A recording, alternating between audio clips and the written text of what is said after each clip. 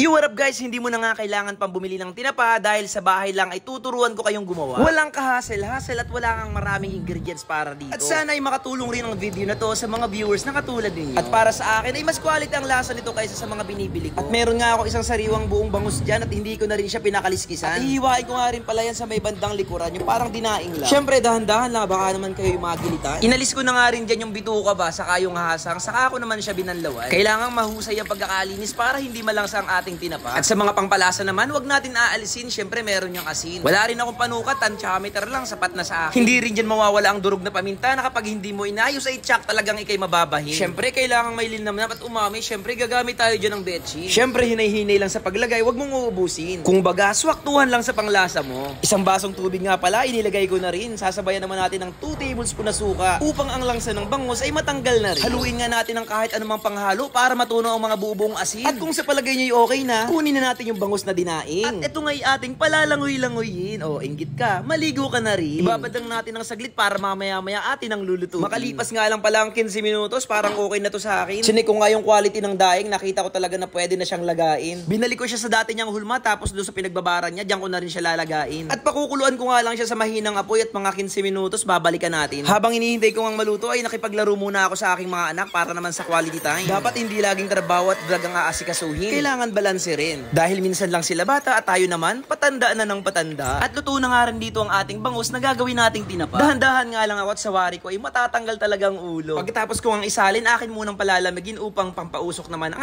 aking gagawin. Gumamit nga ako dyan ng isang dakot na bigas, kalahating dakot na brown sugar, isang tibag o tsaa. Pwede rin naman guys kusot kung meron kayo dyan. Mas preferred ko lang talaga to dahil dagdag sa aroma. At together nga ay mekos-mekos mo lang yan incense. At kung may strainer naman kayo katulad nito ay mas mainam. At sa maingat na paraan ay ilalagay na natin ang ating bangus na pinakuluan. Mapalagay sa may mga leftover na isda kahit galunggong or kahit pa sinabawan. Lalo na kung paksiw ay naku mas mainam. Gawin nyo to, makakatipid na kayo, magkakaroon pa kayo ng masarap na ulam. At sa alalay nga na apoy ating papausukan yan para hindi masyadong masunog, dapat ang apoy hihinaan. At kung makikita nyo nga guys, ang usok ay kumakawala na sa takip ng ating wok. Amoy ko nga dyan yung napakabangong aroma. Naghahalo yung tinapa tsaka yung tsaa na parang may pagka-Grain Smart Coffee. At pagkatapos nga ng 10 minutes ay ito na yung resulta niya guys. Wow, napakabango. Perfect.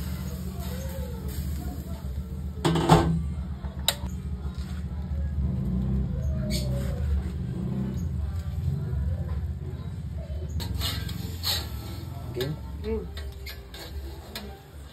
Wow. Uy.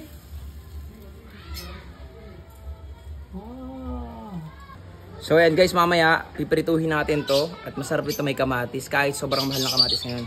Samahan natin kamatis mamaya ito. Meron ka ng tinapa, bangus.